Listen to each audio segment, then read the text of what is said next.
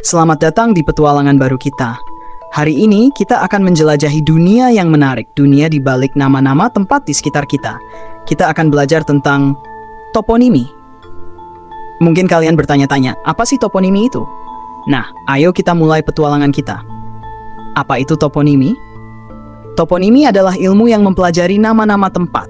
Bayangkan kita adalah detektif yang mencari tahu asal-usul nama kota, gunung, sungai, atau tempat lainnya. Kata toponimi berasal dari bahasa Yunani. Topos berarti tempat. Onoma berarti nama. Jadi toponimi adalah ilmu tentang nama-nama tempat. Keren kan? Tapi mengapa kita perlu mempelajari ini penting? 1. Melestarikan sejarah. Nama tempat sering mencerminkan peristiwa sejarah. Misalnya di Jakarta ada daerah bernama Rawabelong. Kata rawa berarti daerah berair, dan bilong berasal dari bahasa Belanda yang berarti benteng. Mungkin dulu di sana ada benteng yang dikelilingi rawa. 2. Memahami budaya. Nama tempat juga mencerminkan budaya setempat. Di Bali, banyak tempat bernama Ubud yang berasal dari kata ubat, artinya obat.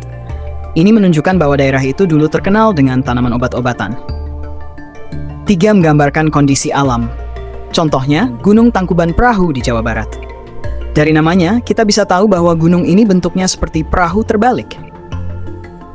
Membantu orientasi. Nama tempat membantu kita dalam menentukan arah. Bayangkan kalau semua tempat tidak punya nama, pasti sulit menjelaskan arah kan? Memperkuat identitas.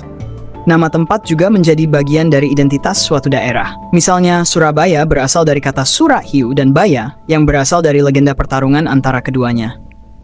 Bagaimana cara mempelajari toponimi? Dalam kajian toponimi, ada beberapa aspek yang perlu diperhatikan. 1. Aspek linguistik. Kita melihat arti kata dan asal bahasanya. Misalnya, nama Jakarta berasal dari Jayakarta dalam bahasa Sanskerta, yang berarti kota kemenangan. 2. Aspek geografis. Nama tempat sering berhubungan dengan kondisi alam. Lembang, misalnya, berasal dari bahasa Sunda yang berarti tanah datar di atas bukit. Dan memang benar, Lembang terletak di dataran tinggi. 3. Aspek historis. Banyak nama tempat mencerminkan sejarah, seperti Semarang, yang konon berasal dari pohon asam yang tumbuh jarang-jarang. Cara menelusuri asal-usul nama tempat. Ada beberapa cara untuk meneliti toponimi.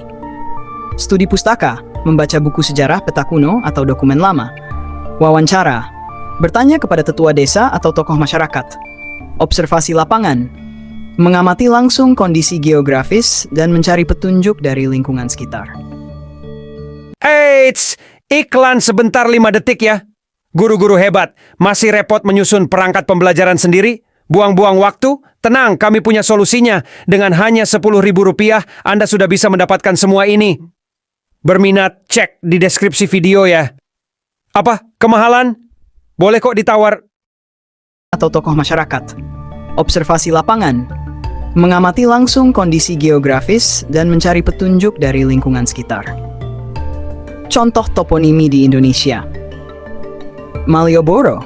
Ada teori yang menyebut nama ini berasal dari Jenderal Inggris Marlborough, tapi ada juga yang mengatakan berasal dari bahasa Sanskerta, Malya, dan persembahan. Jatiluwih Bali. Nama ini berarti sungguh-sungguh indah. Dan memang desa ini terkenal dengan sawah teraseringnya yang menakjubkan. Jakarta.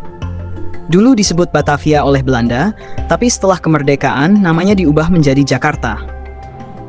Tahukah kalian bahwa nama tempat bisa berubah seiring waktu? Perubahan politik. Setelah merdeka, banyak nama Belanda diubah, misalnya Batavia, Jakarta. Pemekaran wilayah. Ketika suatu daerah dimekarkan, nama baru sering dibuat, seperti pembentukan Provinsi Nusa Tenggara Timur, setelah Timur Timur memisahkan diri. Alasan sosial budaya. Kadang masyarakat mengganti nama tempat agar lebih sesuai dengan budaya mereka. Itulah petualangan kita hari ini dalam dunia toponimi. Semoga sekarang kalian lebih paham tentang arti dan pentingnya nama-nama tempat di sekitar kita. Terima kasih sudah ikut belajar bersama. Sampai jumpa di petualangan berikutnya.